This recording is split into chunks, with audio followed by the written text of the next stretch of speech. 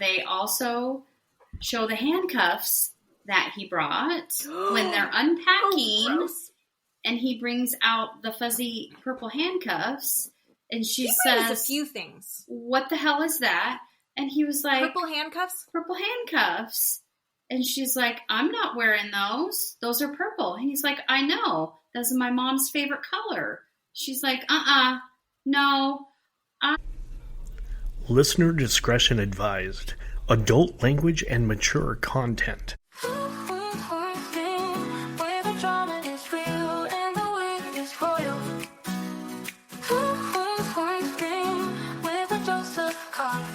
Welcome, everybody. Welcome to Two Queens, One Screen Podcast.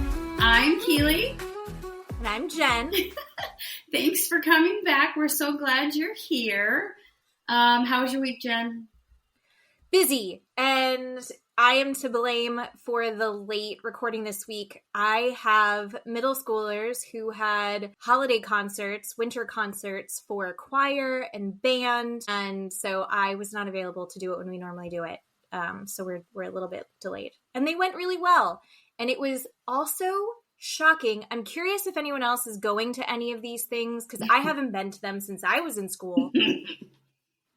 But for the first one, all the middle schoolers who were in between waiting to perform were just batshit crazy. And the next day, my son was like, I was like, oh, how was school? And he was like, oh, we went into band and the teacher just screamed at us for an hour because everyone was talking during the performance. I was like, yeah, there's no performance etiquette for the audience for these kids. And then the opposite happened, not the opposite, but at the choir concert, it was adults who were just insane. I mean, screaming at their kids, woo, go Haley! Like, Amberly! And you're like, shut up, Greg. Like, why is that adult man screaming and whistling? These are, sixth graders that are trying to sing, dreidel songs to us. Can you shut the fuck up? It was awful. Like, I was sitting there, the secondhand embarrassment that I had. And again, maybe it's because I'm in Florida and that's just how it goes here. But the lack of audience etiquette for these performances blew me away. It was insane. I don't know. If anyone else is experiencing that, I'm curious. If that's like a now thing, or if I'm like old now and I say, back in my day, we sat quietly. Or if that's in general. I don't know. How about you? How was your week? My week was okay. I talked to my daughter, my poor daughter and grandkids. They're all sick. Oh, no. So they're just at home sitting on the couch rotting. But she told me a couple funny stories. So my grandkids are 5.5 and 2.5. The 5.5-year-old is a boy and the 2.5 is a girl. And they this week went out to dinner, and I don't know if you believe in zodiac signs or, how their personality is with zodiac signs. I do. So my grandson is a Pisces like myself, and my granddaughter, she's the 2.5, she's Taurus like my husband. And they were at a restaurant eating dinner, and my granddaughter, who is the Taurus, had to use the restroom. She is potty trained. She wears big girl panties. They had to go to the bathroom. So my daughter gets up and takes her to the women's restroom. And they get to the ladies' room, which is just the one single restroom. And my daughter opens the door, and my granddaughter turns around to the entire restaurant and says, does anybody else need to go potty? It's open. Oh. And my daughter's like, thoughtful. No, nobody's going to go with us. And my grandson is like, oh my God, I'm so embarrassed, which is what I do. I don't like people. I don't want to talk to you. Please don't come over here. But my granddaughter is very social. She wants to be your friend. She wants to talk to you. And my grandson and I are like, please leave us alone. We don't want anything to do with you. My granddaughter, they go to Walmart, and my daughter will see a coworker of her husband's, and granddaughter's like, "Hey, we're over here. This is my brother. This is my mom." And my grandson is just like, "Could you please stop talking? He's coming over." It just is the funniest, cutest, sweetest thing on the planet. And my daughter has all of these fun stories that my 2.5-year-old granddaughter, who wants to be friends with everybody, and my poor 5.5-year-old grandson is just mortified, doesn't want to talk to anybody because he's like me. What a fantastic dynamic that he's just going to be trying to rein her in for the rest of their childhood. It's just like, ugh. And she's that's amazing. All over the place. It was great. She said it was really funny. And so they had a really good week before they all got sick. But I love my granddaughter. She is just so funny, and she's outgoing and wonderful. My grandson is outgoing and wonderful and fun also. But he won't go up and, talk to an entire restaurant like my 2.5-year-old will. I don't do that either. My husband's, on the other hand, will. Oh, yeah. He knows everybody. Everybody will talk to him. He can make friends with anybody. And that's so true. I don't. It's funny how your dynamic is, and your husband, again, for anyone who doesn't know this, is my uncle. Yes. And I don't know, am I complimenting myself? Maybe. I think that I'm very much like Steve. Yeah, probably. He and I are very similar in that we can talk to anybody. Steve is almost to an extreme version of that. Yeah. Very, very outgoing. I would love to just follow Steve and your granddaughter around and just see, like, you would have 50 people at your house for dinner that night. Oh, yeah. And you would be like, what the fuck is going on? Yeah. Oh, yeah. When the waitress came by, my daughter said, the waitress said, "Can I get anything else for you? How was your dinner?" And my granddaughter was like, "It was great. Did you need anything? Can I get you anything? Thank you for dinner." Bailey's like, "She's not talking to you, honey. Thank you for saying nice things to her." And the waitress is just like, "Okay, thank you." What fantastic thoughtfulness and manners. Good for her. Yes, and my grandson is just horrified. He just can't get away from all this talking to people to save his life. He just wants to crawl under the table and go home. Poor guy. Oh, anyway. So I just love how different they are, and it's just so funny to me. Yeah. It's crazy how different two kids can be, even though they're growing up in the same household. I have twins. Mm-hmm. I have twin boys who are, if we're going back to astrology, they are born the day before my husband's birthday. So all 3 of them are Geminis. Oh. Yeah. I have 3 male Geminis in my house. I don't really know what that means because I am an Aries and I only care about my sign. And I know that like your 3 main signs, it's like your sun sign, your rising sign, and your moon sign or something. I know that they're all fire signs.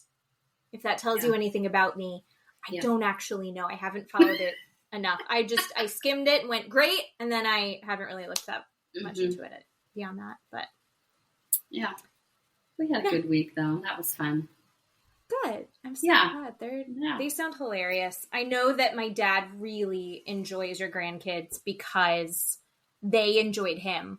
So the affection is mutual. Oh, yes. My grandson was very excited with your dad. They had a lot of fun, that racetrack. Oh, my God. Oh, well, we should probably get into it, huh? We have a lot. We have a lot to talk about. Well. So we talked about this last week. You primed us. You said Saucy was going to be good. It's Florida Man on Max. It is a fun show. Yes. And Saucy did not disappoint. Saucy did lean more into the Florida Man stereotype that I was expecting. Oh, But also, somehow, more twists and turns in it than Mermaids with Witches with Corrupt Cops. This is even more of a winding road. Yes. Right. I feel like. Fun fact, it starts in DeLand, which is genuinely, I think, 30 minutes north of me. Not far from me at all. Very close. I had to look it up, people, because I didn't know DeLand was a place in Florida. Yeah, it is it's near the Atlantic coast. Yeah. It's just south of Daytona Beach. Yes. And north of Orlando. Yes. And we're meeting Derek and we're meeting Denver. And these two meet on a dating app. And they are two gems. Two men that I don't know how to describe them. They are gems. An odd couple. I think an odd couple. Yeah. We've got... How old was Denver? They never said how old he was, did we? I don't think they said. No.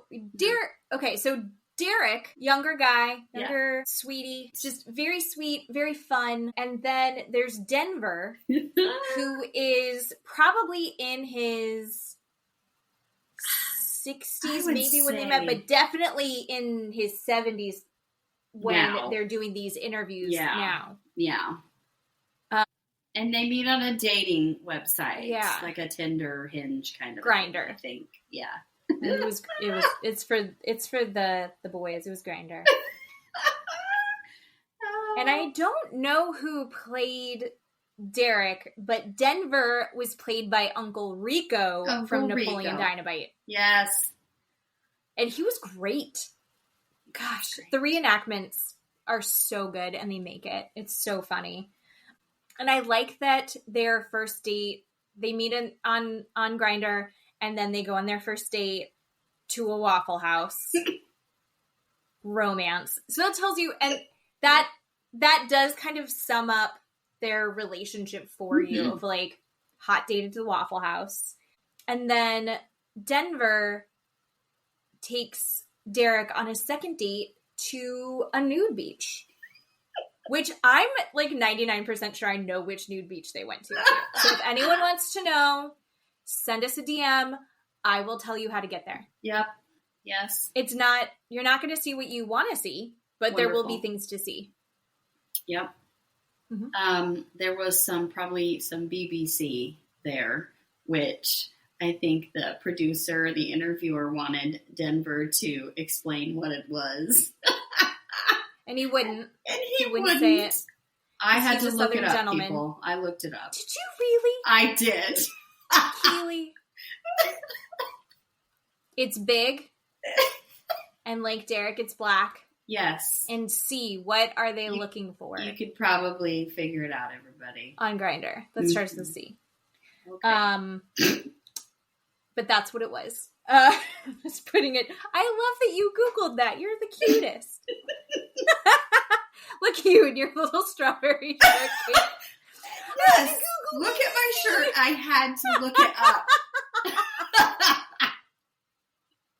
Oh my god. Oh, I love that so much for you. Oh.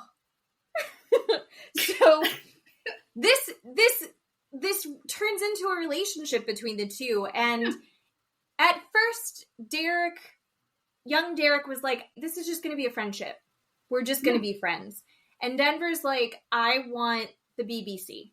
And eventually, through just perseverance and financial assistance, Denver does convince Derek to have a more romantic relationship. Yes, so he moves into the Empire. The Empire. The Empire being a trailer that Denver bought for $2,400. But he like, I mean, this is buying a home this day and age. Huge deal. Absolutely. And let's be honest, the way the housing market is going, I bet that thing is worth at least $100,000 right now. At least. Plus, he's put a lot of work into it. He's very proud of his home. He's put a lot of care into putting it, fixing it up and making it nice. So he calls it his empire. And it's not just an empire in the sense of this home that he's built for himself, but also it's inhabited by people that come in and out. That's right. Usually homeless people. Yes. That he's trying to help out. Denver has a very good heart. Yes, he Denver does. is really trying to, he's been, down and out, and he sees it and he goes, all right, I'm going to help these people out. And he just keeps doing it, even though occasionally they rob him and it doesn't go well. What's a little... But he genuinely feels like he can help them, and I think that's lovely. That's right. Good for Denver. Good for Denver. So Derek has moved in with Denver, and he gets a job at Red Lobster. So things, Derek's getting a little bit more settled than I think he was before, which is great. And this is where this weird little couple starts to hit some rocky roads, because Derek meets John at Red Lobster. Yes. And John and he have a connection. And John is also a drag queen.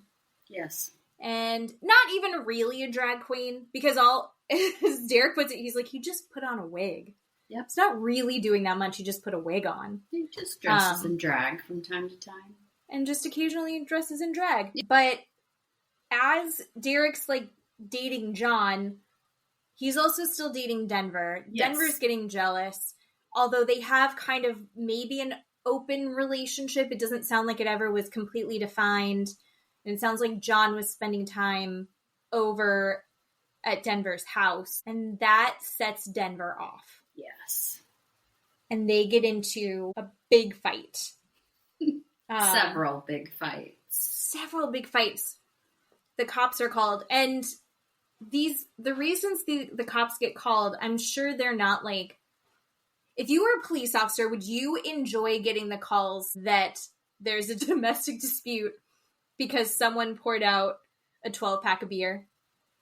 No. Would you? I feel like if it's a slow night, I would just go kind of watch. Make sure it's not going to escalate and just kind of enjoy the show. Sure. I can go take a look and see, what brand of long necks they're pouring out, maybe. Just go see. Take a look. They would ruin each other's food. They would. They'd pour sugar in the gas tanks of their cars. That seems really bad, right? Yeah. Doesn't that destroy your car? I'm pretty sure it does. You're not supposed to do that. No. They're just in no fun. They're pranking each other, getting a lot of fights. Yes. Calling the cops on each other. Yes. It's just, it's created a lot of tension in what used to be a very sweet relationship between the two of them. Yes. And Denver escalates it to the point of no return when he says something to Derek about his dead mom. Yeah. Unfortunate. He's just very upset about the cross-dresser in his house. You bring the cross-dresser in my house. You pour out my long neck beers. Yeah. You're done. You're done. That's it. They're broken up. Yes. Derek leaves. Yes. And Derek decides he's gonna go steal from Denver. He's gonna go steal some things out of the trailer. So he plans in his mind, when he started this, it was an amazing heist. Yes. This Absolutely. was next level wet bandit, I'm going to do this kind of heist. He's got a getaway car. Yep. The reality, it's just John, and John doesn't really want to do any of this. No. He's going to go have this robbery. He's taking a TV, the air conditioning unit, and a vacuum, which high dollar items, but then he has this inspiration. He is going to blow up this trailer. Yep. Yeah. And I think this reminds us of Gator when we look at, they never explicitly say that there's drug use. But I think there's pretty clearly some drug use happening because his fantastic idea is if moisture hits hot oil, then there's an explosion. Yes. Yes. I don't think that's exactly how it works.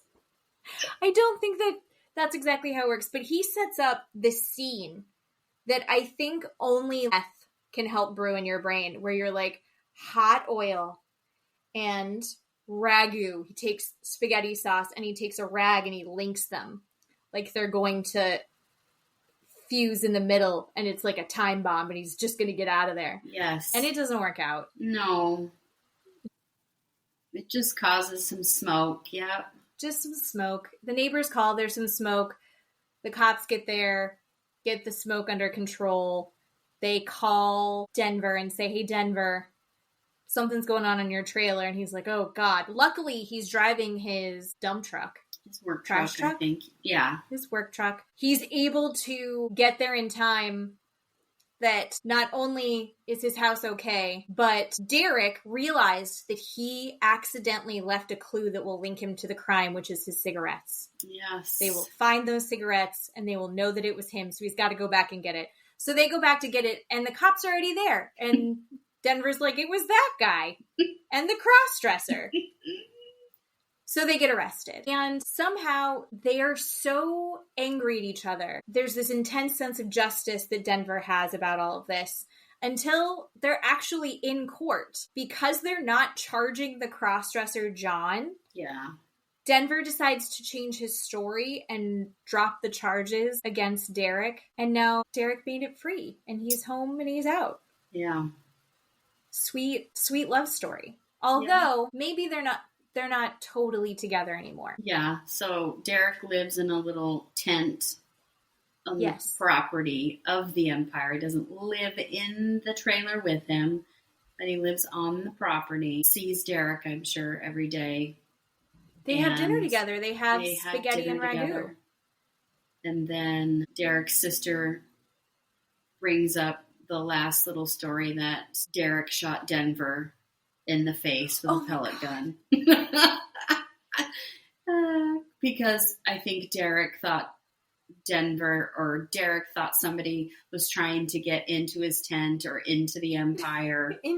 And it was just Denver coming home from work. So he shot him. And he got shot in the face. He just got shot in the face. This is just typical. This is just what people do in DeLand, Florida. This is what we do here. It just happens.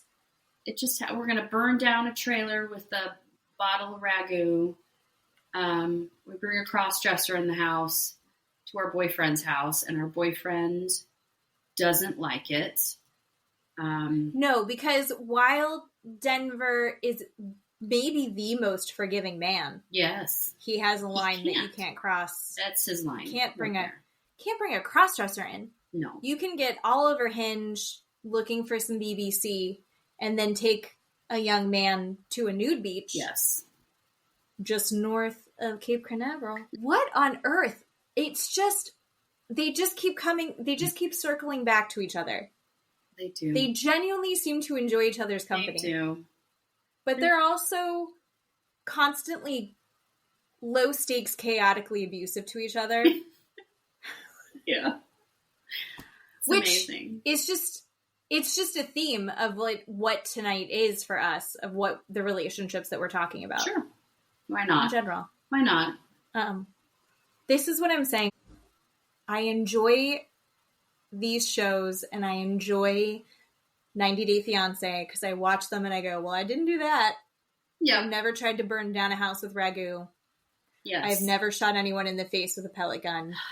That's amazing. I've never purposely gone to a nude beach on a date. Nope. Yeah. Although, I'm not single. Maybe if I was single, I'd feel differently about that. But have you been to a nude beach? I have not been to a nude beach. I wouldn't mind going. See, I think that you should come one more time during the winter time when it's nice and cool. We are in the 60s and 70s. There is no humidity. We'll go to a nude beach and a mermaid show. Are you freezing to death at 60 degrees? Are you dying? I'm so cold. Everybody, stop it. Sweater. I've got my thick sweatery socks. What is I can't with you at 60 degrees. It is like cold.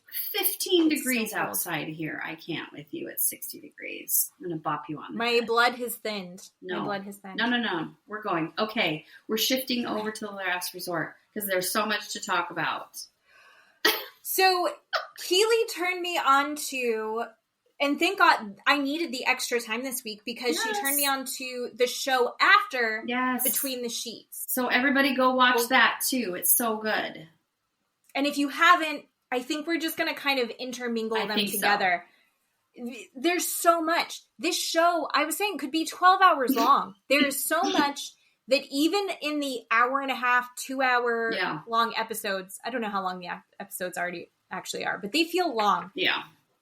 Then you find out that there's this whole other layer of stuff that they didn't even tell us about that they did. And the number of deleted scenes, it's great. It's really fun to watch, but you need to watch both of them to kind of get a better idea of what's going on. Yeah. And I think get a better perspective of some of these people. Yeah, it really helps a lot. Yeah, 100%. Also, I think it's giving us a couple little hints here and there of who's still together at the end and who isn't. Mm-hmm. Because they are in the Between the Sheets recapping parts of the episode, deleted scenes, and this is all after the fact. Yeah. So it's interesting. Yeah, it's really good. But let's just dive in to episode 2 of Last Resort. Yeah, they call it The Last Straw. So this one, they go on an off-campus activity with Heidi and James. So Heidi and James are the new therapists, and Heidi is trying to run defense between Ari and Benny, who are a mess. Benny couldn't stay in the same room with her. They couldn't be together. And then James the therapist, I love him. I do too. So much. I do too. And I didn't realize because I was a little annoyed with him because he was really babying, and I felt like he was pacifying and really kind of patronizing during the activity, which we'll talk about in a second.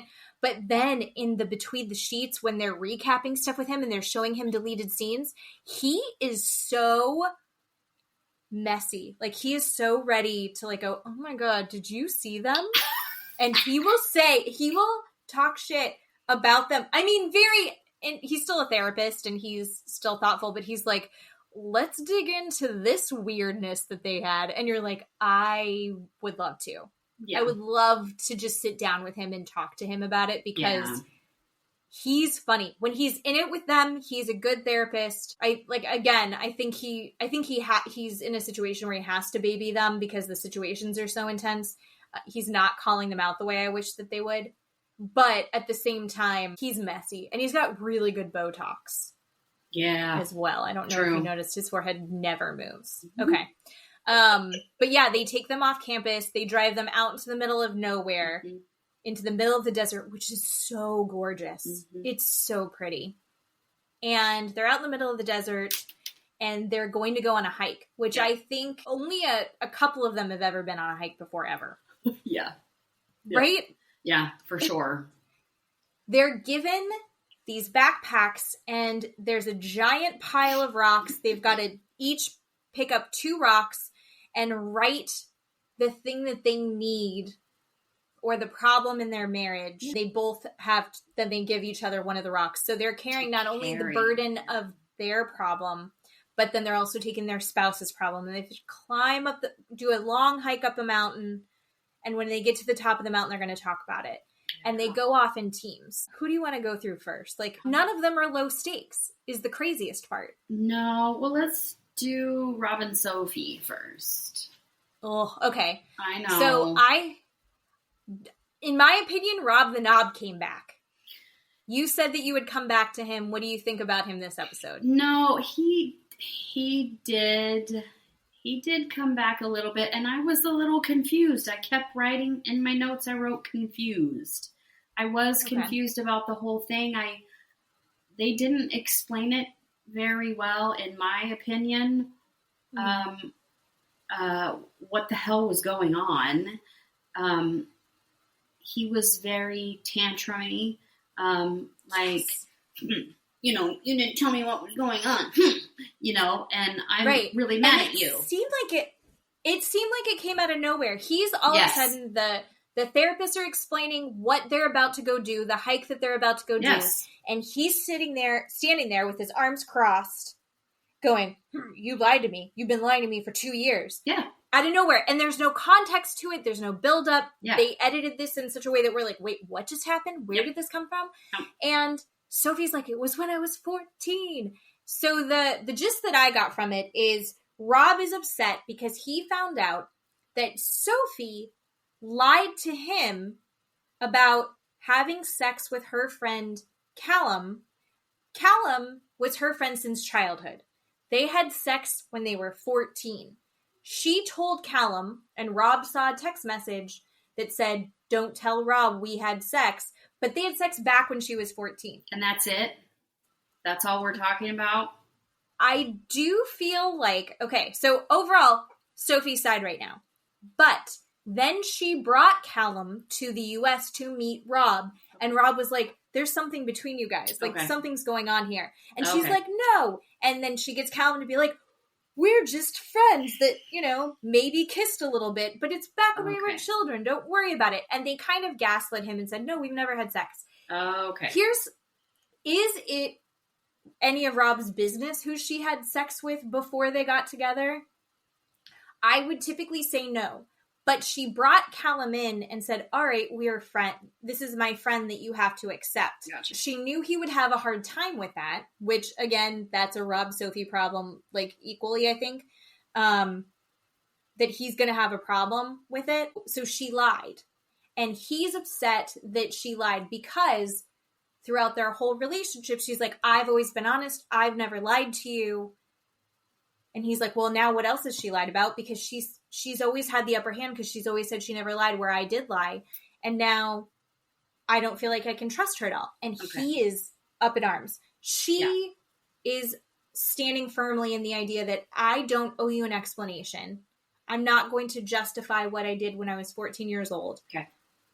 He doesn't care whether or not, I think maybe he does. I think he does. But he's saying it's not about whether or not you had sex. It's about the fact that you lied to me about whether or not you did it. I don't know, because I can understand him feeling like you lied to me. I don't think he necessarily deserved an answer to that question in the first place. I don't know that that's any of his business. Yeah. Except for the fact that she's like, hey, he's going to come hang out with him. And it's like, well, it's awkward because you fucked him. Like, I don't know. It's a mushy, messy, tangled web that I think they're both assholes. I think it's a mushy, tangled web that honestly didn't have to even happen. And second, Sophie is like 23 years old. This is what she's going to do. And I'm not excusing it, but she's immature. This is what immature people do. She's 23 fucking years old. And what is Rob, 30 something? I don't remember how old he is. He's 30 whatever years old.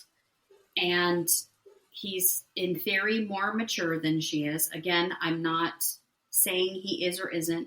I'm not excusing anyone's behavior, but she is younger than he is.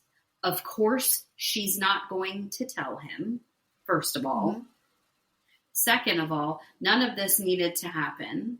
And yeah, I was annoyed that he was doing all of this at this point.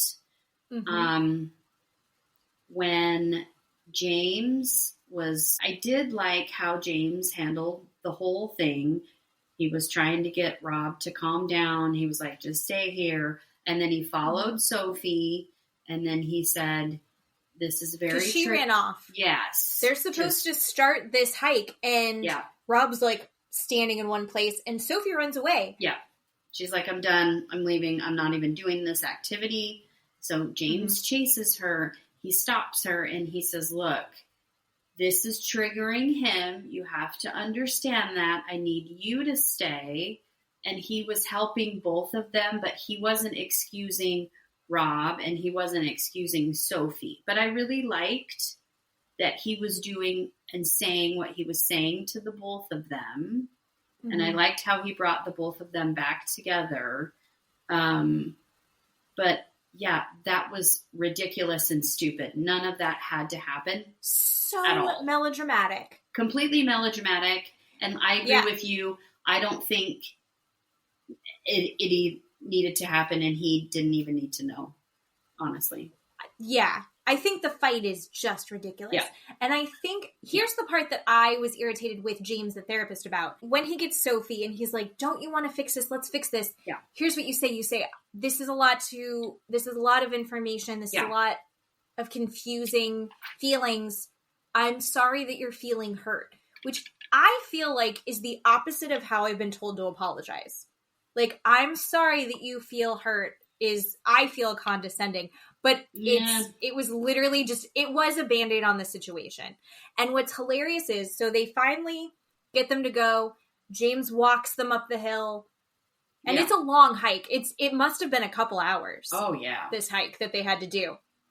And they were supposed to do it in couples, pairs. They're paired with, Brandon and Julia, who we'll talk about in a second, but they're supposed to take their rocks, their heavy-ass rocks, up the mountain, and at the top of the mountain, they need to compromise to see if they can solve for this burden that they're carrying, their own and each other's. Sophie's was compassion, which just set him off. Yeah. Just set off Rob, and he's like, it's real cute that she wants compassion when she's been lying to me. And you're like, shut the fuck up, Rob. Yeah. And that was when the therapist was like, he was like, what do you think of that she said this and what she's asking for? Because she had said, I think I need to be more compassionate to him as well. And he was like, it's the first time I've really seen her show that she's willing to put effort into this relationship, because I haven't been seeing it, so it meant a lot, because I really haven't. And then James is like, Rob, let's stick with that. It really meant a lot that she said that. It did mean a lot. Like, he's just cutting off. He's not letting her do his, like, pissy little thing. He, like, stops it. So that's healthy. But also, Rob is such a little bitch. Oh, so annoying. Rob wants more transparency. His rock, he wrote transparency. Her rock, compassion. And they both say, yeah, we can do better on these things. Let's make a real effort. And so they both get to release their rocks, which is the point, so that then as they walk back down, they've released that, so they don't have to carry that burden, which I think I like the symbolism of it. Yeah. And it did really great things for TV. The other couple that they went with, Julia and Brandon, they pick up their rocks. We don't know until they get to the top of the mountain. Julia picks a giant fucking rock. Oh, it's the size of his head. It's huge. It is so big. I think it's bigger than his head. It's heavy. It's so heavy. She's like, and he was like, you did that on purpose. She's like, yeah, I wanted him to really feel how seriously I take this. And she let him carry that thing. They're already pissed off because they were all supposed to go together. They missed out on a few of the as you're walking up the mountain activities because of Rob and Sophie. So Julia's pissed off. But they make their way up, and when they get to the top, they get the added bonus of having the therapist there to kind of guide them through the process. So you think that this would make things go better. And first episode, I was like, Julie and Brandon, I vote for them. I think they're going to make it. Her gigantic ass rock for him was parents. And my first thought was, is it because his mom's being intrusive? Yeah. We hear from her about Brandon's mom being fucking intrusive. Yeah. What were the things she did? She sent them, this was the between the sheets, they tell us, they get into their resort, and they walk in, and there's this big bouquet of flowers. Oh my gosh, you got me flowers. She's so touched. And he's like, no, I didn't. His fucking mom sent them roses to their marriage boot camp because he is so attached to his mother that he sent her, this is where we're going, and this is the room that we're staying in. So, and she sent them flowers. Creepy as fuck. I would be pissed. I don't know. Maybe I have in-law. No, you don't, because they also show the handcuffs that he brought when they're unpacking. and he brings out the fuzzy purple handcuffs, and she says a few things. What the hell is that? And he was like, Purple handcuffs? Purple handcuffs. And she's like, I'm not wearing those. Those are purple. And he's like, I know. That's my mom's favorite color. She's like, no. I almost fell off my couch in my own house when she said that. What kind of psychopathy do you have when you're buying sex toys that it's your mother's favorite color? Brandon? So that was egregious. Yes. He's like, why aren't we having sex? Baby or not, I suddenly really understand why she's like withholding her intimacy from him. There's a few layers of it. Yeah. There's also the first gift that he gives her when they get to the hotel room after she was disappointed to see the flowers were not from him. Yeah. Then he gives her a razor. Oh my God. So she can shave downtown. Yeah. Everybody listen. I am all about the girlscaping and the manscaping. I don't, you know what, the 70s bush, right? I don't know. I think we should, trim it, make it look nice. I think we should be doing that. But wait, so are you pro or anti 70s bush? No, anti. Okay.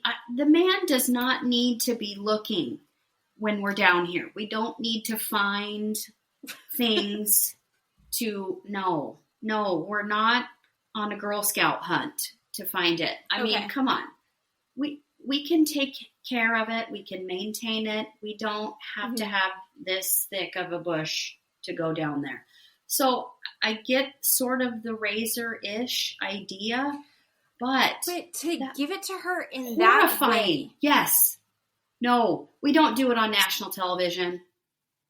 No. It went flowers, razors, handcuffs. What? She has got to be drier than that desert they were hiking. God. Through. So gross. So gross. No. Oh. No. I was kind of on Brandon's side. Like, I liked him. And then the Between the Sheets and this episode made me go, not at all. Like, not that I agreed with him, but I could almost see his point. I could, no, like I almost like Rob more than I like Brandon at this point. Yeah. Oh, gross. Oh, so awful. It's so embarrassing. But yeah, so I thought when she had her big ass fucking rock, I went ding, ding, ding. No, it wasn't for his mom. It was for her parents. Yeah. And she said, I want you to help me get my parents here to the U.S. together. And that seems reasonable.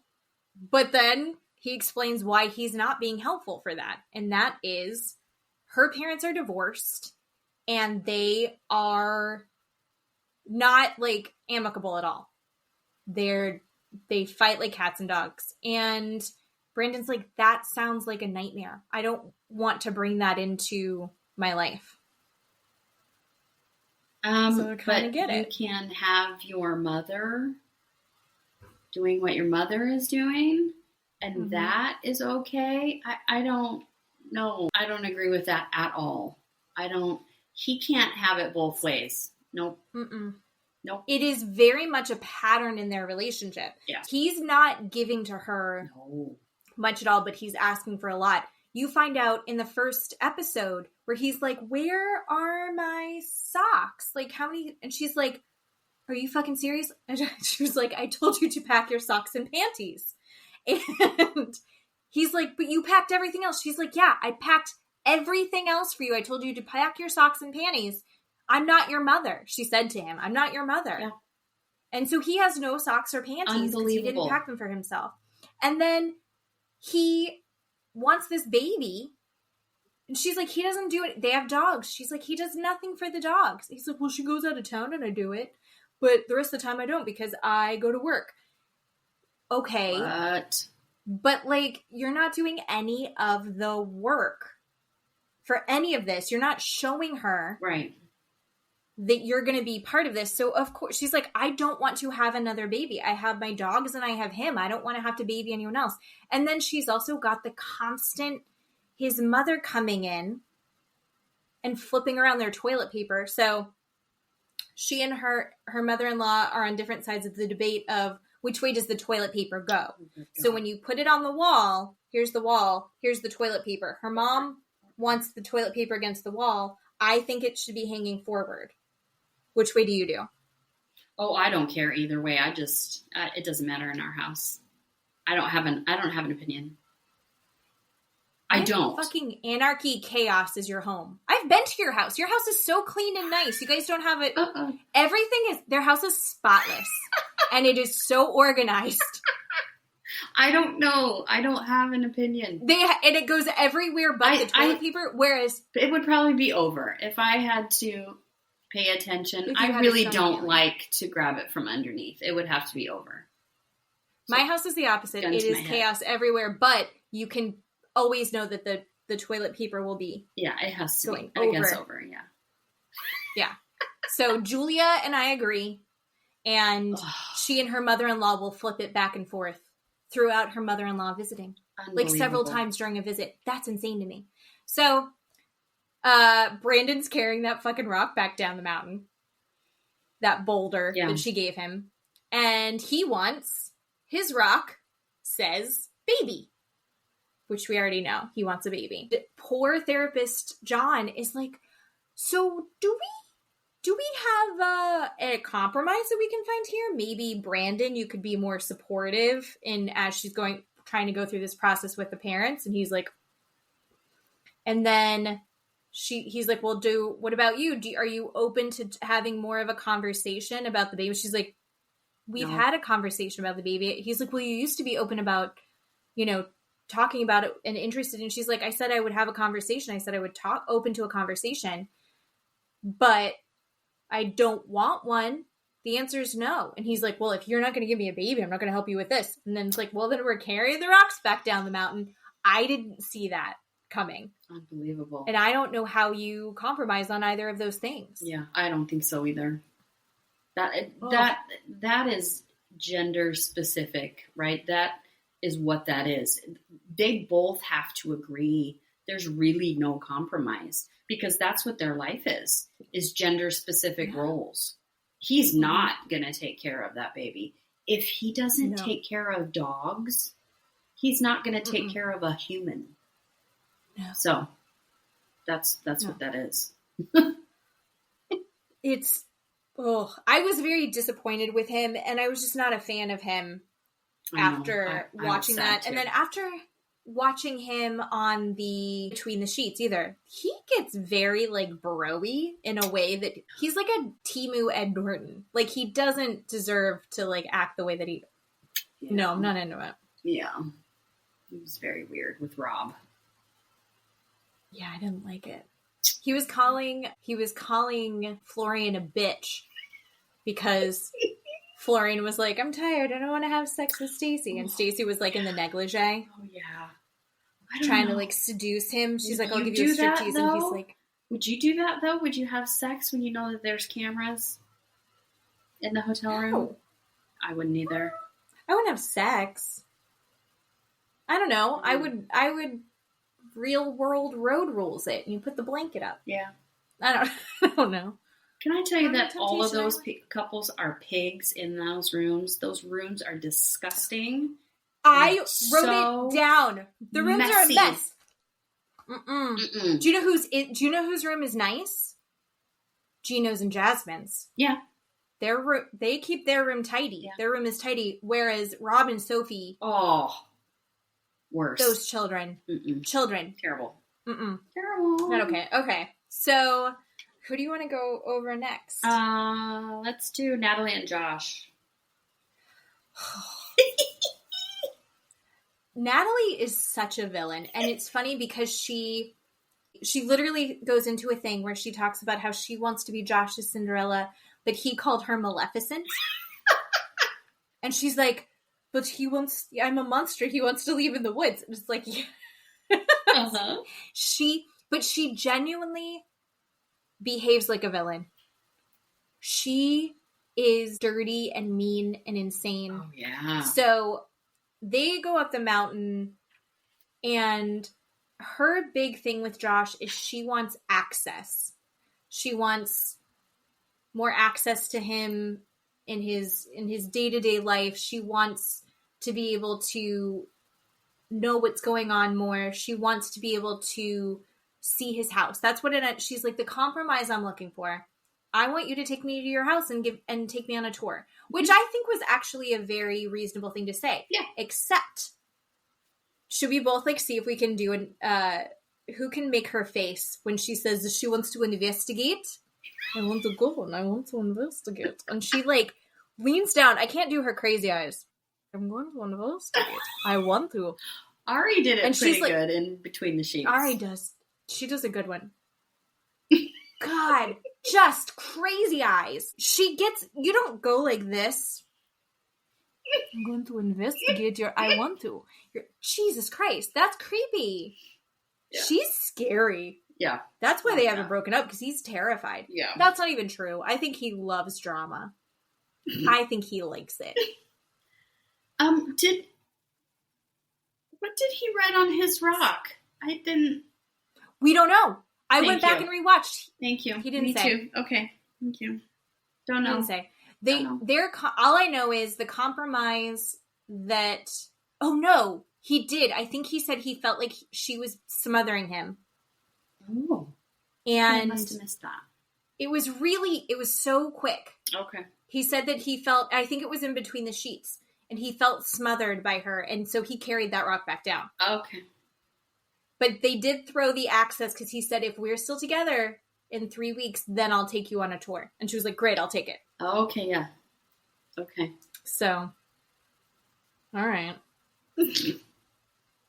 I mean, they're the most non-couple couple.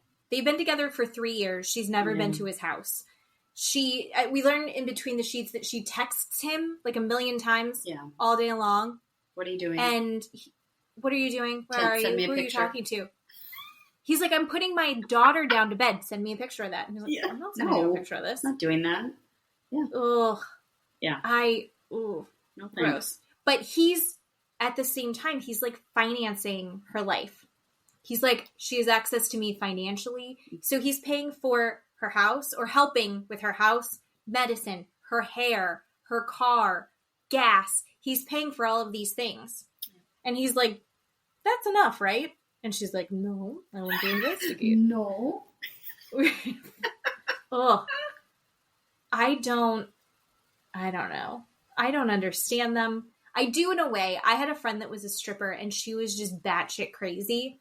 And it was fun because you get like really weird text and you hear these really weird stories, but it does get exhausting. So the fact that he's done this for 3 years, I think is impressive.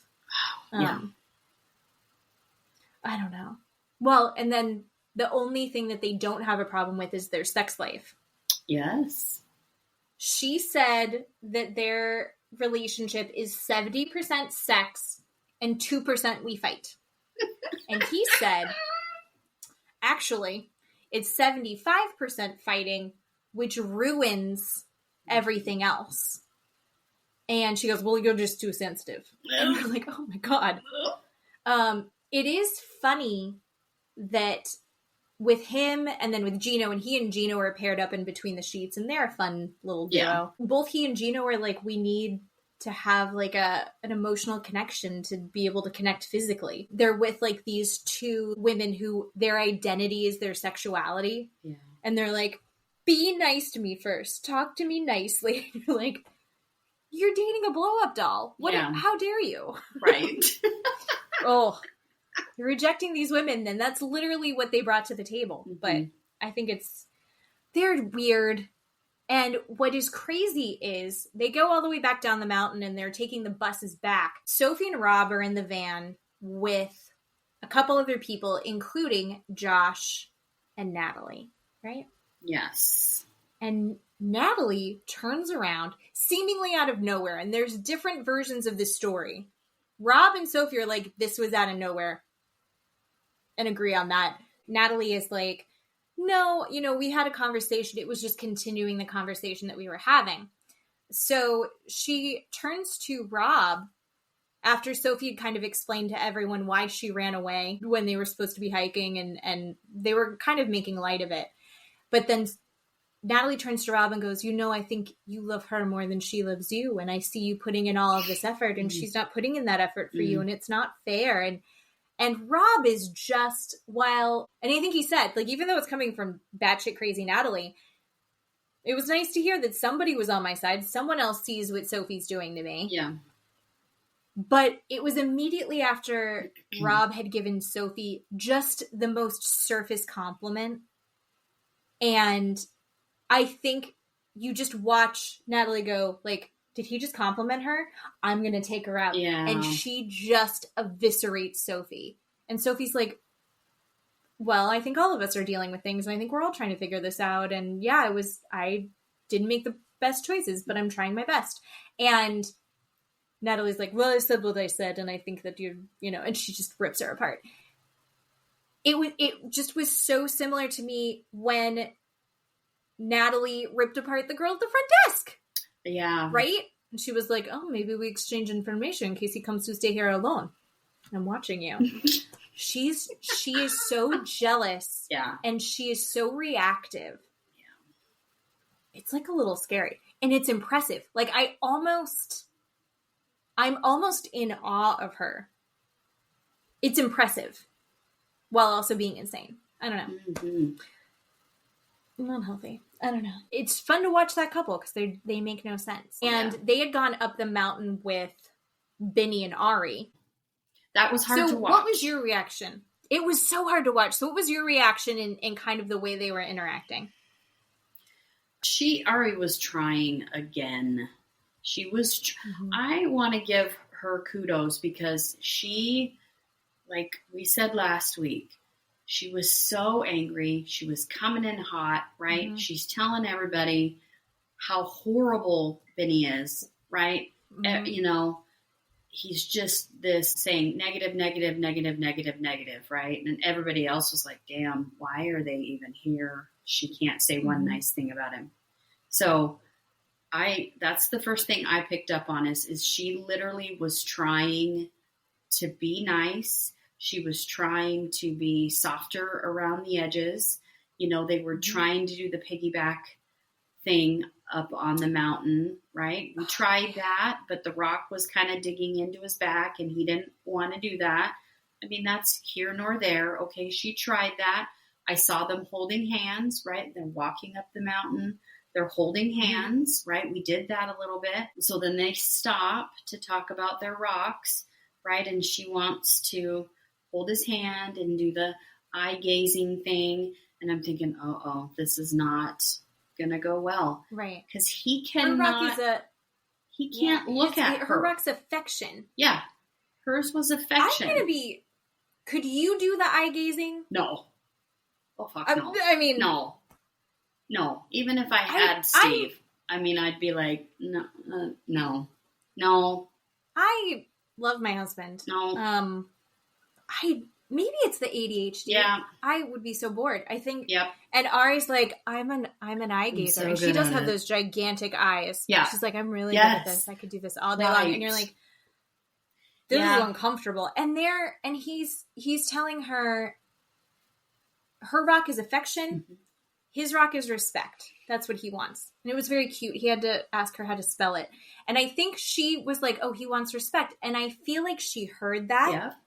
And she really was, her tone when she was talking to him, she was asking him very clearly for what she needed.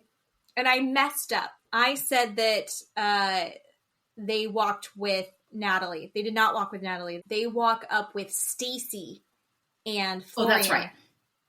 And Florian gives Stacy a piggyback ride. It's actually a very sweet thing.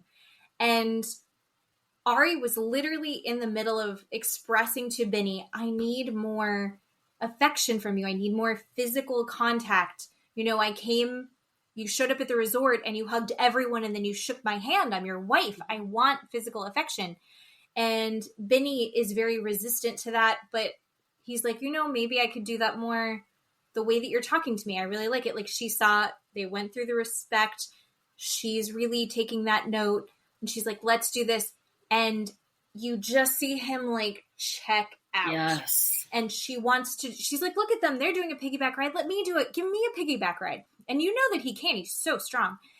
But she jumps on his back and he's like, no, I'm tired. I don't want to do this. I'm tired. And the rock hurts. And no, not right now. Yep. And she won't let it go. Yeah.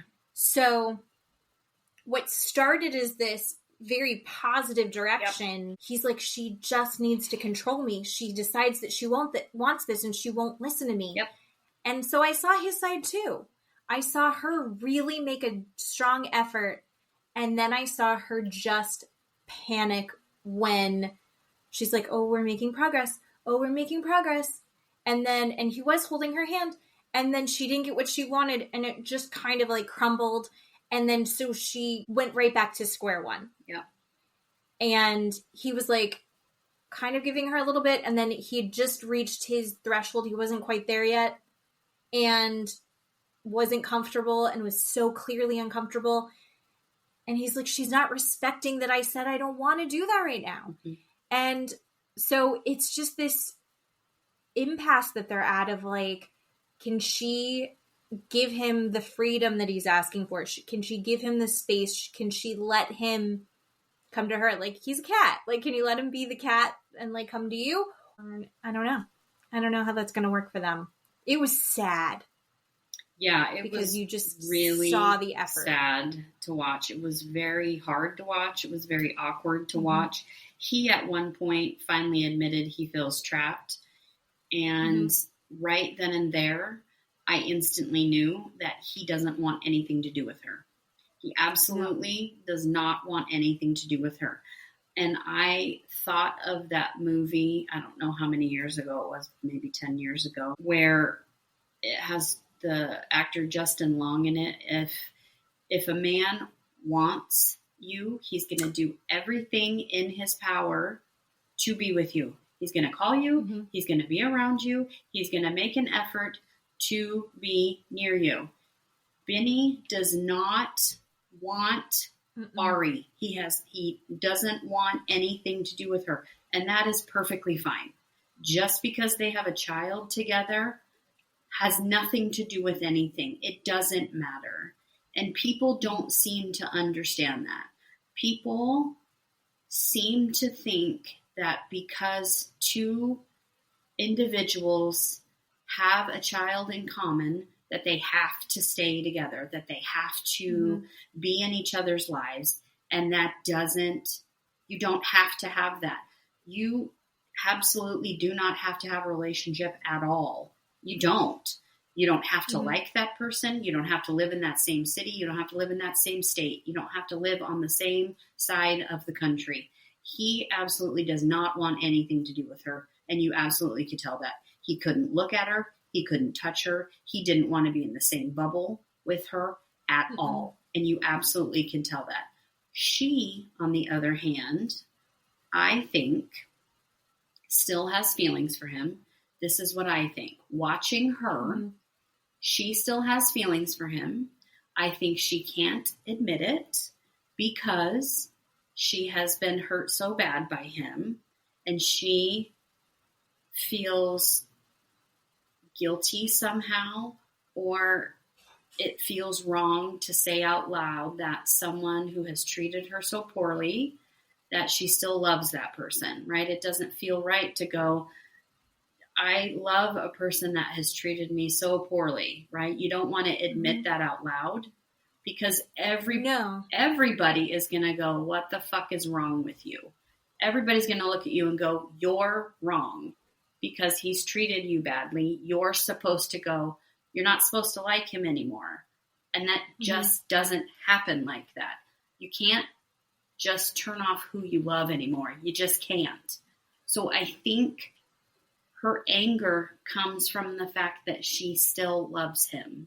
Because you know why? Because that's how I felt. I can see everything she's doing because that's what happened to me. Because my husband, when all of that happened with me, I instantly became angry because I couldn't reconcile with myself I was so mad all the time that I was still in the relationship, that I was still there taking the phone calls. I was still there answering the door. I was still there when he was coming around. And I was like, why am I here? What am I doing? And I couldn't admit to myself that I was still in love with him. And the fact that I thought, well, because I was in love with him, that somehow that would cure everything and be fine. And it doesn't. Mm-hmm. She is not in that spot where she can admit this stuff to herself yet. And it comes across as being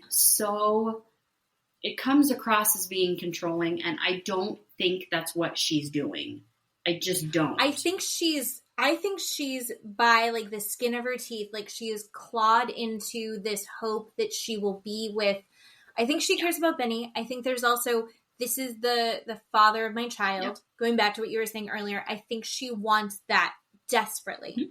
And so it turns into this, like, he's like trying to get away and she's just trying to claw him back in. And it's desperation. Yeah. Like, you see her just desperate, and also these conflicting things of, I really want this to work. Yep. He's such a fucking asshole and I can't trust him. How would this ever work? And I'm glad that she's there with the therapist. Oh yeah. To hopefully sort, I don't think 3 weeks is enough, but they're doing it every day. She needs to find some sort of comfort and peace with the fact that she and Benny are not going to happen. Yeah. And Benny needs to be honest. Mm-hmm. And he needs to look at her and go, I don't love you. And that's okay. And she needs to turn around and look at herself and go, that's okay that he doesn't love me. It doesn't mean that she's not a good person. Because that he doesn't love her anymore doesn't mean that she's not a good person. She just needs to understand that. And the fact that they have a child together doesn't mean that she's not a good mom, or that her child's not going to grow up well and loved and cared for and all of those things. Because as a mother, you tie all that stuff to your child growing up for some reason. That's what happens in society for whatever reason. And she just needs to come to that. And she hasn't yet, but people see her being this controlling, horrible, angry person. And that's not what it is. Anger's a subtext of what's going on. Something else is going on. I just heard this in another podcast and I can't remember. I think it was Endless Honeymoon. If anyone's listening to that, it's funny. It's a husband and wife comedian and they're talking about it, but anger is just hot fear. Yeah. Fear is cold anger. Yeah. And so it's like, I think she's terrified. Yes. I think that's why she's scrambling. She's trying to like stay afloat. I understand her wanting to keep things together for her son. And I think that she does genuinely care about Benny, but it's dead in the water. It is. So hopefully they're able to resolve that and get some kind of support through separating. And last season, they did kind of help couples who didn't end up staying together. And I can't remember anyone's name, but it did happen and it went great, and not great because they're breaking up, but it, as nice as it can be. But yeah, that was a rough one. And then we've got, so I messed up and I put the wrong people together. So with Ari and Benny was Stacy and Florian. Oh yeah, Stacy and Florian were with Ari and Benny. That's who it was. My favorite. Stacy and Florian. Amazing TV. Amazing TV. And the sweetest and best of of anyone going through this activity. I love them so much. I am shocked that I would never have said that I loved them. I know. As they're going up, they're giving support to Ari and Benny. Oh, I know. And because Ari is just struggling. Yeah. And Stacy's there for her. And a couple of the times Florian kind of takes Benny aside and is like, you need to try harder. Mm-hmm. Like, if you want this to work, you have a son, you need to put Mm-hmm. all of this aside and really put in the work. And Stacy and Florian were like, we're gonna adopt them. Yeah. I don't think they're old enough to adopt them. Oh God, no. But I know. But that's sweet. It was very sweet. And Stacy in her cute little hiking outfit that she was like, oh no, my shoes are going to get ruined. And you're like, yeah, you're hiking. You're wearing hiking shoes. And she's like, I guess I'll just buy new ones. Oh my God. Oh my God. But the first part that I thought really like touched me, it starts raining as they're walking at one point. And Florian takes off his sweatshirt and he hands it to her so she doesn't have to get all wet, which was so sweet. But then goes right back to old, like, classic Florian where she puts it over her head and it looks like just like a helmet. Mm-hmm. He's like, what the fuck are you doing? And she's like, I'm trying to save my extensions and my lashes. And he's like, why can't you wear it like a normal person? And she's like, spent a lot of money on this. And he's like, what the fuck is wrong with you? I know. So continuing to be very dismissive and just over it with her. But then they go a little farther. At one point, one of the things that set off Ari and Vinny is that he gives her a piggyback ride. He gives Stacy a piggyback ride. And they're just being silly and having fun. You can see that they really enjoy each other. I really liked that. They're just having a good time.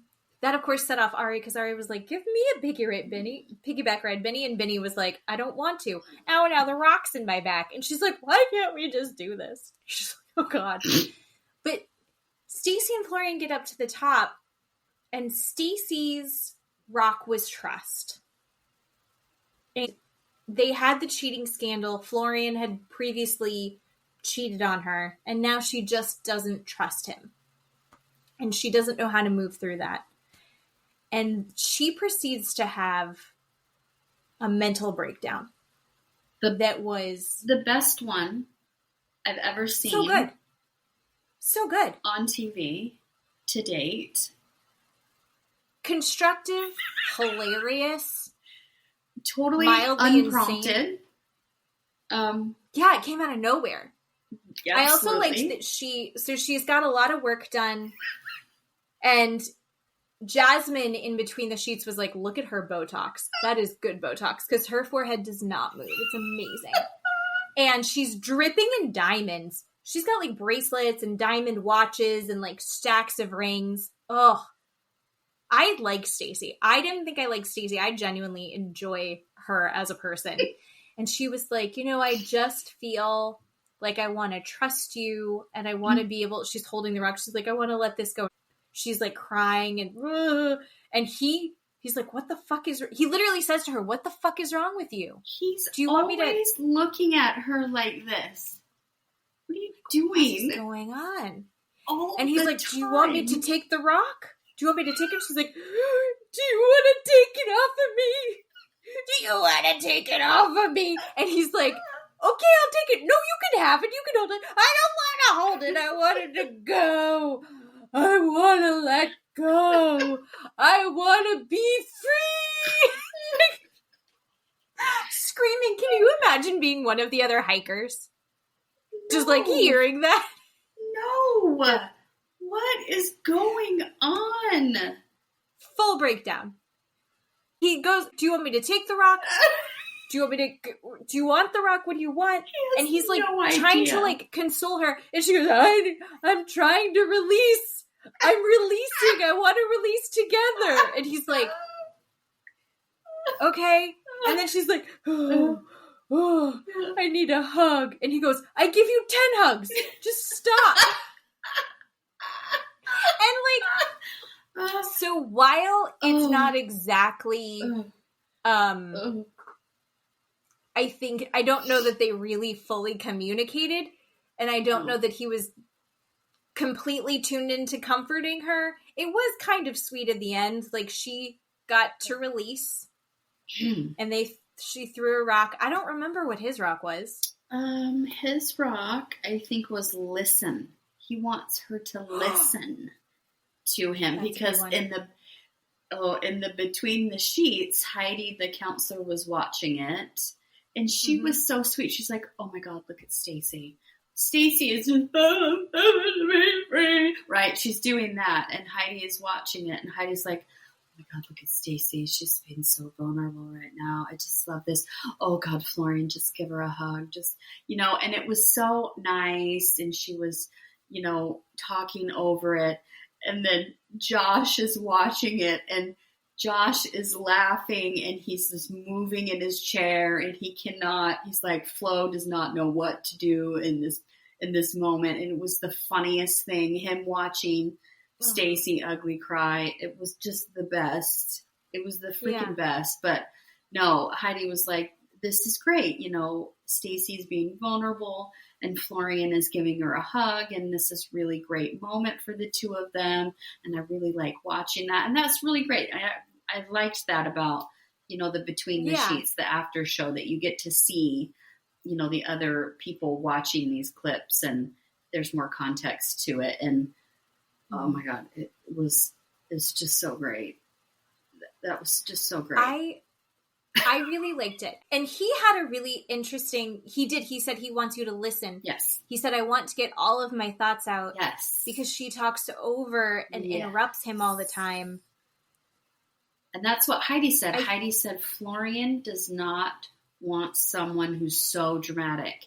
He loves Stacy, but he needs someone who's not dramatic. And Stacy is like up here dramatic level. And he needs her to be down here, not so dramatic. And so that's why he said, listen, I need you to listen and not be so dramatic all the time. And I don't think she can. I don't think she's wired that way. I don't think she can do it. I know. I hope that she can hear that and make an effort to be more of an active listener and not talk over him but I think it's also like making sure that she sees him as a complete and whole person. Yeah. Yeah. And it seemed like they were starting to see each other's wholeness in that walk. And I liked that a lot. They left feeling great. And I really enjoyed that. I think so. But then of course later on in the night, as we saw on the Between the Sheets, she comes out in a very cute little like silky teddy and a robe, and she throws a red lacy bra at him. She's like, you want me to do a straight? And he's like, no. Oh, there's cameras. I'm tired. No, let's lay down. She's like, I went on the walk too. And he's like, well, I carried you. Oh. Yeah. But, poor guy. Yeah, I don't know. That sweet couple, I'm reserving judgment now. We listen and we do not judge for right now. Yeah. I don't know. Right now. The last ones. The best one for last. Are last. Jasmine and Fedora. Oh, Gino and Jasmine. I can't do they, spoiler alert, did not throw their rocks. They did not compromise everything. And who is surprised? Right. Who's surprised? Who is surprised? A lot happened between them. Yes. It seemed like they were going to do okay. They had gone up with Natalie and Josh. Shocker. And as they're going up, it seemed like they were actually having a kind of a good time. It seemed... Started really well. And then they get up to the top and you see the rocks. Jasmine's rock is independence. And what starts as independence, she's like, I want to be able to be myself. She doesn't have a job. She doesn't have a car. And she's like, I want you to support me in my independence. And he's like, I am supporting you. I supported you while you were in Panama. I've supported you completely financially here. Mm-hmm. I put a roof over your head. I pay for your food. I pay for your clothes. And she's like, well, I think the only compromise for this is if you get me a car. I need you to support me getting my license, and I need you to get me a car. That's my compromise, is a car. Can you imagine? And he's like, it's not a compromise. I can't afford to get you a car right now. And I do support you in a lot of ways. And she's like, no. And so they have a blow up over the fact that Gino is not going to buy her a car. Yep. I can understand how she feels trapped right now, right? Yes. I mean, she's in that house. Gino doesn't want to drive her around. Yeah. Plus, he's working. Yep. Well, and he doesn't want to have anything to do with her. They don't have sex. No. He won't touch her. No. I mean, no. And then she can't go anywhere. And then when she does, yeah, right? Of course she's not going to tell him where she's going. I mean, goddamn. Of well, course she's going to punish him. And what was Gino's? Again, I only know. paid attention to the women's rocks. Apparently, I don't think Gino got. He said, we're all gonna carry our rocks right back down because we're not gonna compromise on this." And they got angry and they trudged right back down. I don't know what he wrote. I don't know. We didn't even get to it. No. Because they exploded over the car. Yeah. And the next day, they get these big explosive fights. We've seen this all through all the seasons that they've been on. They get into these big explosive fights, and then they come back together, and they kind of like the next day they start making nice. And she looked hot. She's in this like that's very pretty macrame like dress 2-piece thing, and it's just showing off everything. She looked really hot. And she's like, thank you for making the bed nice, because they're not sleeping together in the bed. One of them sleeps on the couch, and one of them sleeps on the bed, and they switch off every night. And he had put the couch back together, and she's like, thank you so much for doing that, which is, she comes in, she's trying to make peace. She looks real good. She's like, it would be really nice if we could enjoy the bed together. And he's like, well, I don't feel like we can do that right now. I can't just do that. Fedora. I can't just jump into bed with someone. I'm going to throw a tantrum again. I need to feel emotionally connected. And she's for like, fuck's sake, these men. And I really felt for her in that moment. Because she, I think, was genuinely trying to come in and reconnect and make peace and be vulnerable and soft with him. She didn't start screaming right away, but he just kind of immediately rejects her. She's like, I would like to cuddle. Yep. Like, I would like to enjoy the bed together. And he's like, no. I don't want anything to do with it. And he's like, I need to have emotional connection. And it's like, part of me really feels like, how dare he? Because she leads with her sexuality in everything, right? Yep. And she is throwing herself at him. And he's acting like he doesn't understand it. It's like, you knew exactly what you were getting into. I really resent that for her. I know. Because it's just not fair. Yep. So that sucked. And you're like, oh, poor thing. And she's like, I can't do this anymore. This isn't fair. I deserve happiness. And she's like crying. And I was just like, oh, Jasmine. And then she fucks it up. She walks out and she calls her friend from the gym, who's this dude who her husband doesn't even know exists. And she's crying to him about how mean Gino is. And he's like, don't let Gino trigger you like this. But also, you're there to work on... She's like, maybe I should just go. And he's like, no, you're there to work on your marriage. And you should really... And so you're like, is this her secret boyfriend? Yeah. And then he's like, no, you need to be there to work on your marriage. And you're like, no, this is a good friend. And then he's like, what Gino needs to understand is that there are so many men that would jump at the chance to be with you. And you're like, why did you say that? Yeah. I think his name is Matt. My husband's name is Matt. It wasn't Matt that she was talking to on the phone, I'm pretty sure, though. But Matt, why did you say that? The whole thing. Did it give you flashbacks of Dane when she was talking to him from their season? That's what it gave me flashbacks of. And then in between the sheets, the counselors are like, uh-oh, who is this guy? She has an emotional connection with this person. Mm-hmm. And emotional cheating is... just as bad. And over, she's like, we've never done anything. I would never do anything inappropriate.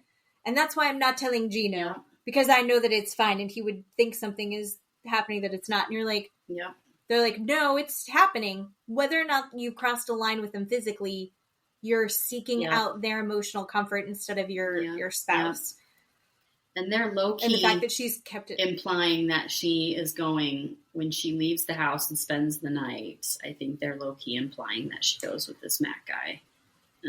I mean, 1 + 1 is 2 right. is kind of what I'm seeing right there. Yep. So Man, oh man, oh man. I'm not... If she wants to leave Gino, leave Gino. Totally. But you know, Gino, you are not being approached by Medusa or Ursula to have sex with you, sir. You know what I'm saying? Like, get your shit together. You are being approached by this, you know, blow-up doll that wants to have sex with you. Jasmine just to see what it feels like. I want to know what her butt feels like. She says, everyone asks to touch my butt. I was like, I want to touch her butt. I want to touch her butt so bad. Her upside-down butt. Upside down butt. I know, right? Gino tells everybody that her implants were put in wrong. They're put in upside down. Does he know that? Now she's a rectangle butt. Whatever. I don't know. But still, you know, I mean, it just annoys me that he's throwing this stupid tantrum. Again, he's not being approached to have sex by Medusa, right? She is not some ugly troll from underneath the bridge, dude. Get it together. And she was coming to him, not even forcing, like, the sex issue. She was like, I would like to enjoy the bed with you. Like, I'd like to cuddle. And he's like, no. And you're just... And then the between the sheets thing, when he said that he was like, I would have sex with you. And he was talking to Josh. Do you remember that? They were like, who is the most likely to be a porn star? And Josh was like, we could do it. And he's like, yeah, I would have sex with you. And you're like, oh, it was weird. It was super weird. That's right. Gino, I mean, I am completely, he needs to figure himself out. Yeah. I think there's something going on that Gino is not ready to explore about himself going on. I can see that. But I think we all see it. I think he overcompensated with Jasmine. I think that's why he spent so much money on that. And I think, I don't know, I just always think of him slapping her butt when she came and they were in Florida. Do you remember that? And he was like, ooh, sexy baby. And then he slaps her and it was the most awkward slap. Oh, is it weird that I say that to my cats and then I smack them? Sexy baby. It's just because it was the least sexual thing I've ever seen in my life. God. Oh. Yeah. Oh, no. So I feel not too hopeful about them. And you have to watch the Between the Sheets because it fills in a lot of gaps. And it also gives us a lot more information about what's going on between the couples. Oh, yeah. It's really good. And it's giving us a lot of little spoilers about upcoming episodes. It looks like they're all going to go out to the bars and go dancing together because they had a day off after. Yes. I can't wait. After the hike. It looks insane. There's everything. Glass throwing, dancing on the bars, maybe a fist fight. Oh, I'm so excited. And I'm almost like a little nervous because it's like a boss level fight I think that we're going to see. Like our two bosses, we've got Natalie versus Jasmine, people. Natalie's just shooting daggers and just staring at her, not even moving. And Jasmine's looking at her saying, you want crazy? You got crazy. I'm crazy. I'm right here. You apologize to me or else. And I got goosebumps just saying that. I'm so excited. I'm so excited for that. And Florian's trying to hold her back. I know it. Oh, 95 pounds of him. I mean, stop it. I don't know how. I'm excited. Yeah. I'm really excited about that. I think everything is going to come out about how Josh was sending Sophie messages. And I think he's going to blame her. It's just going to be this slut-shaming thing all over. Absolutely it is. Yeah.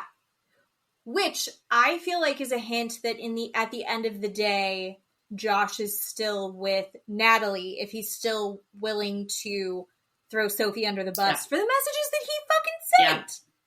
Yeah. Josh is such a slime ball. Mm-hmm. And he's got terrible tattoos.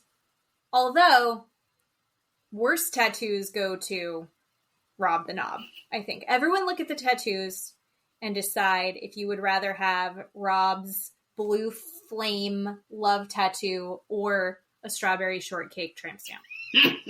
Stop it! You be nice.